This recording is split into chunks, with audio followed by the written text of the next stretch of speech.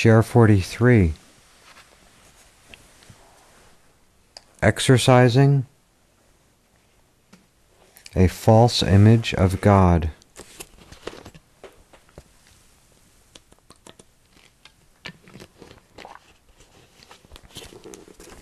(1993).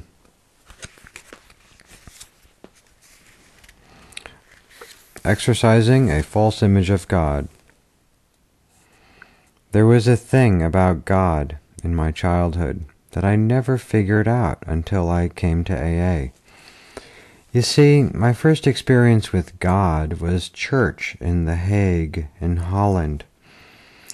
And I was subjected every Sunday morning to Mass in Latin, and the sermon was in Dutch. Every Sunday school was in English. But one day my father left me in the wrong Sunday school class. I got left in the Dutch one. And he would go to the embassy while we were in Sunday school. So at the age of 6 or 7, I walked several city blocks to the American embassy and complained to my father. I think somehow that symbol of the United States with the eagle and the arrows, and then the symbol of the church, the crucifix, my father's double chin, and the Marine Guard in the uniform in front of the embassy, they all got rolled up into one big ball of wax. All those visual imprints during a slightly traumatic experience. Daddy, the church, the soldier, the American flag. When we got to Washington 2 years later, sure enough, the Kennedys were going to church with us. The priest spoke in English. In fact, his name was Father English.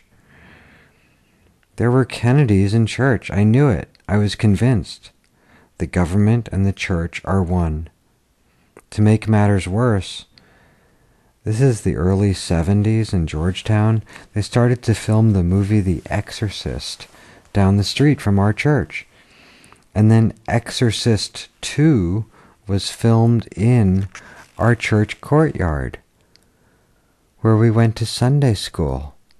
So now we had Daddy, the crucifix, the American flag, the Marine Guard, the Kennedys, and the devil.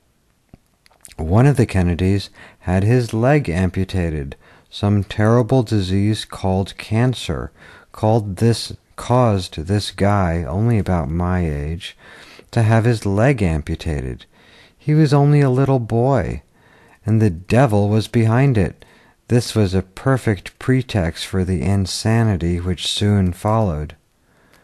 Anyway, then in sobriety, in 1993, my ex-sponsor had moved from Virginia to Washington. He got a job there with the Federal Communications Commission as a lawyer. He invited me to come up to a meeting, and I said, sure, let's get together.